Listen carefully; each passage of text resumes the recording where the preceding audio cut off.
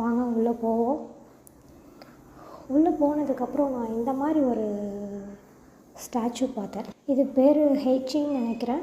இது வந்து எதை சிம்பலைஸ் பண்ணுதுன்னா சேஃப்டி, அதாவது ஃபயர், இன்ஜஸ்டிஸ், இல்லைன்னா ஏதாச்சும் ஒரு பெரிய டிசாஸ்டர் இதுலேருந்தெல்லாம் வந்துட்டு இது வந்து நம்மளை ப்ரொடெக்ட் பண்ணும் அப்படின்னு சொல்லி ஜோசன் டைனசிட்டியில் இதை வந்து ஒரு ஒரு கார்டியன் க்ரியேச்சராகவே வந்துட்டு இதை வந்து மக்கள் வந்து நம்பினாங்க.